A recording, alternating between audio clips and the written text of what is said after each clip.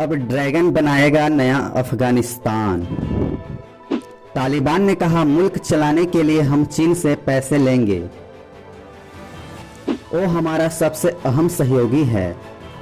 दरअसल अफगानिस्तान पर काबिज हो चुके तालिबान ने कहा है कि वो फंड्स के लिए चीन पर निर्भर है, क्योंकि चीन ही उसके लिए सबसे भरोसेमंद सहयोगी है।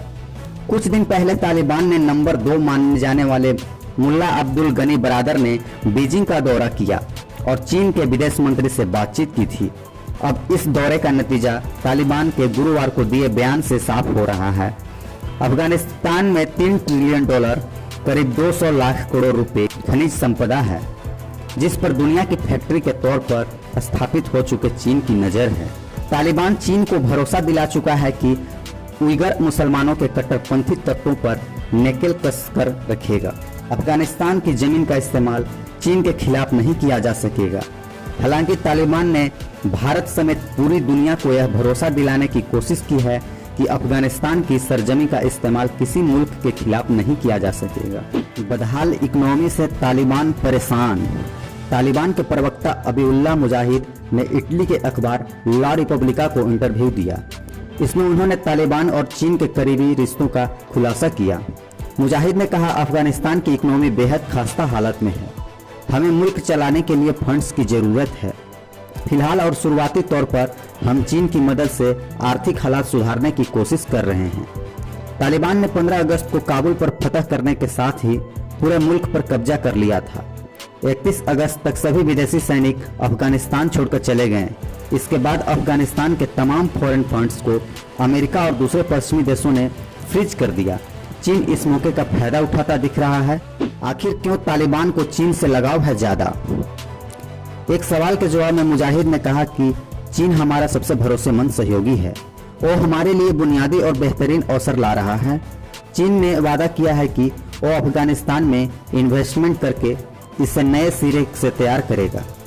सिल्क रूट के जरिए वो दुनिया में प्रभाव बढ़ाना चाहता है। इसके जरिए हम भी दुनिया तक अपनी पहुंच बना सकते हैं। हमारे देश में तांबे की खदान है। चीन इन्हें आधुनिक तरीके से फिर शुरू करेगा। हम दुनिया को तांबा बेच सकेंगे। तालिबान राज में महिलाओं की स्थिति के सवाल पर जबीउल्लाह ने कहा, हम वादा कर चुके हैं उन्हें तालीम का हक मिलेगा। वो नर्स, पुलिस या मंत्रालयों में काम कर सकेंगी। उन्हें मंत्री नहीं बनाया जाएगा। आखिर मदद के बदले क्या चाहता है चीन? चीन ने जो कहा है उसके मुताबिक वह तालिबान से दोस्ती करना चाहता है, ताकि झिंजियांग प्रांत में आतंकी ग्रुप्स की एक्टिविटी को रोक सके। चीन के विदेश मंत्री की बरादर से मीटिंग के दौरान भी उइगर आतंकियों का मसला उठा था। विदेश मंत्री वांग ई ने तो कहा भी था कि तालिबान को ETIM से सभी संबंध तोड़ने होंगे। यह संगठन चीन के राष्ट्रीय सुरक्षा और क्षेत्रीय अखंडता के खिलाफ सीधे सीधे खतरा है। दरअसल तुर्किस्तान इस्लामिक मूवमेंट TIM को east Turkistan Islamic movement ETIM भी कहा जाता है। यह पश्चिमी चीन के उइगर इस्लामिक चरमपंथी संगठन है। यह संगठन चीन के जिंजियांग को ईस्ट तुर्किस्तान के तौर पर स्वतंत्र करने की मांग करता है। 2002 से ETIM को UN security council al Qaeda sanctions committee ने आतंकी संगठन के तौर पर लिस्ट में डाला है। हालांकि अमेरिका ने 2020 में इस संगठन को आतंकी संगठनों की सूची से बाहर निकाल दिया था।